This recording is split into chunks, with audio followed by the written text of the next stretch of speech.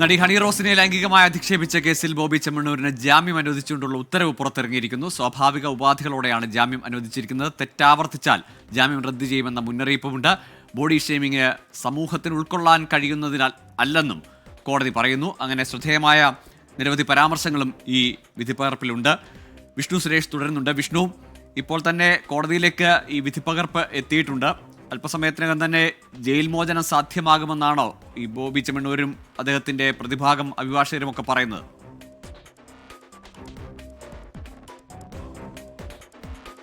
ഗോകുൽ, ഇനി മറ്റ് തടസ്സങ്ങളൊന്നുമില്ല. നിലവിൽ ഈ വിധിപ്പകർപ്പ് ഇങ്ങോട്ടേക്ക് ജില്ലാ കോടതി മജിസ്ട്രേറ്റ് 2 എത്തിച്ചിട്ടുണ്ട്.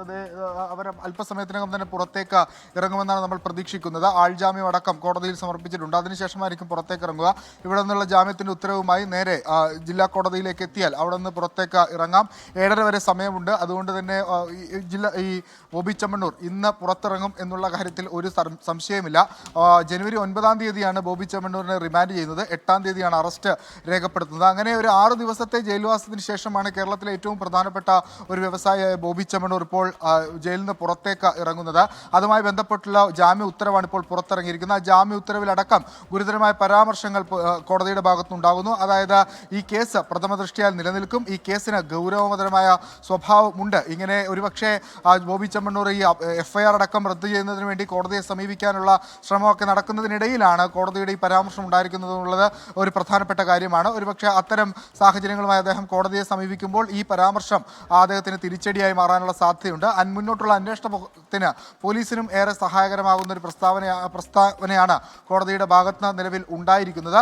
ഒപ്പം സ്വാഭാവിക ഉപാധികൾ മാത്രമാണുള്ളത്. സാധാരണഗതിയിൽ പാസ്പോർട്ട് അടക്കം നൽകണം എന്നുള്ളതൊക്കെ ഉണ്ട്. എന്നാൽ ഇതൊന്നും അത്തരത്തിലുള്ള ഉപാധികളൊന്നും നമ്മൾ കാണുന്നില്ല എന്ന് മനസ്സിലാവുന്നത്. വിധിപ്പകർപ്പ് അല്പം കൂടി വിശദമായി പരിശോധിക്കേണ്ടതുണ്ട്. നിലവിൽ 50,000 രൂപയും 2 ആൾജാമ്യവും, അതോടൊപ്പം തന്നെ അന്വേഷണത്തോട് പൂർണ്ണമായി സഹകരിക്കണം, അന്വേഷണ ഉദ്യോഗസ്ഥന് വിളിച്ചാൽ ഏത് ഘട്ടത്തിലും ഹാജരാകണം. ഒപ്പം ഇനി ഇത്തരത്തിലുള്ള പരാമർശങ്ങൾ ആവർത്തിക്കുകയാണെങ്കിൽ ഈ ജാമ്യം റദ്ദു ചെയ്യുന്ന നടപടിയിലേക്ക് പോകേണ്ടി വരും എന്നൊരു കർശന മുന്നറിയിപ്പ് കൂടി കോടതി മുന്നോട്ട് വെക്കുന്നുണ്ട്. അത് ബോബിയുടെ ജാമ്യവുമായി ബന്ധപ്പെട്ട കാര്യമാണ്.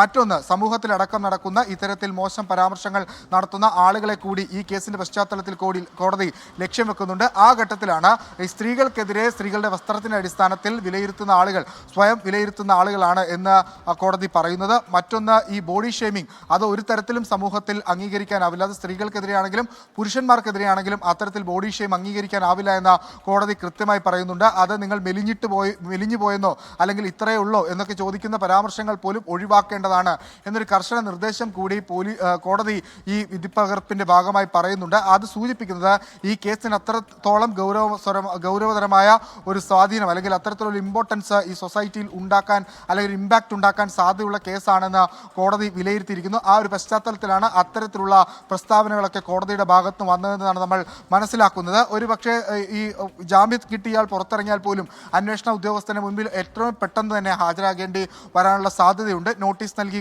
വിളിപ്പിക്കാനുള്ള സാധ്യതയും മുമ്പിലുണ്ട്. ഒപ്പം ഈ തെളിവ് നശിപ്പിക്കുന്ന അടക്കം ഉള്ള കാര്യങ്ങളിലേക്ക് ബോബി ചെമ്മണ്ണൂർ പോകരുത് എന്ന കർശന നിർദ്ദേശം നൽകിയിരുന്നു. നേരത്തെ കീഴ്ക്കോടതിയിൽ പോലീസ് ഈ ജാമ്യം റദ്ദു ചെയ്യണം അല്ലെങ്കിൽ ജാമ്യം നൽകരുത് എന്ന് ആവശ്യപ്പെട്ട് നൽകിയ കാര്യങ്ങളിലൊക്കെ ഗുരുതര സ്വഭാവമുള്ള പരാമർശങ്ങൾ അല്ലെങ്കിൽ കാര്യങ്ങൾ ഉണ്ടായിരുന്നു. അതിൽ പ്രധാനപ്പെട്ടത് ബോബി ചെമ്മണ്ണൂർ പുറത്തിറങ്ങി കഴിഞ്ഞാൽ ഒരുപക്ഷെ ഹണി റോസിന്റെ അപായപ്പെടുത്താനുള്ള സാഹചര്യമുണ്ട്, അവരുടെ സുരക്ഷ അടക്കം പ്രതിസന്ധിയിലാകുമെന്നൊക്കെ പറഞ്ഞിരുന്നു. ഒപ്പം ഇയാൾ വിദേശത്തേക്ക് കടക്കാൻ സാധ്യതയുണ്ട്, ഇവിടെ നിന്ന് ഒളിച്ചോടാൻ സാധ്യതയുണ്ട്, മുങ്ങാൻ സാധ്യതയുണ്ട് തുടങ്ങിയ കാര്യങ്ങളൊക്കെ കീഴ്ക്കോടതിയിൽ പോലീസ് റിപ്പോർട്ട് ചെയ്തിരുന്നു. ആ പശ്ചാത്തലത്തിലാണ് കീഴ്ക്കോടതി അന്ന് ജാമ്യം റദ്ദ് ചെയ്തത്. എന്നാൽ ഹൈക്കോടതിയിലേക്ക് വരുമ്പോൾ അത്തരം സാഹചര്യങ്ങളൊന്നുമില്ല.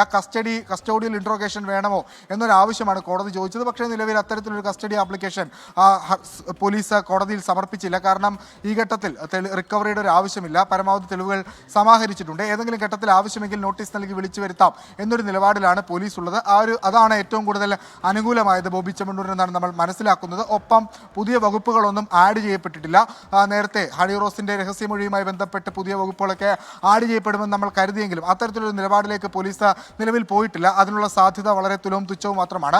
BNS 75-67 IT ആക്ട് പ്രകാരമാണ് നിലവിൽ ഈ കേസുമായി ബന്ധപ്പെട്ട് ബോബി ചെമ്മണ്ണൂരിനെതിരെ രജിസ്റ്റർ ചെയ്തിട്ടുള്ളത്. അതിൽ കൂടുതൽ വകുപ്പുകൾ ചുമത്താനുള്ള സാധ്യതയും നിലവിൽ. ആ ഒരു പശ്ചാത്തലമൊക്കെ കണക്കിലെടുത്താണ് നിലവിൽ ജാമ്യം അനുവദിച്ചിരിക്കുന്നത്. പക്ഷേ ജാമ്യ വ്യവസ്ഥ ഏതെങ്കിലും തരത്തിൽ ഏതെങ്കിലും ഒരു ചെറിയ പരാമർശത്തിലൂടെ പോലും ലംഘിക്കപ്പെട്ടാൽ ഉറപ്പായും ജാമ്യം റദ്ദു ചെയ്യും. അത് സമൂഹത്തിന് നൽകുന്ന ഒരു സന്ദേശം കൂടിയായിരിക്കാം ഗോകുൽ.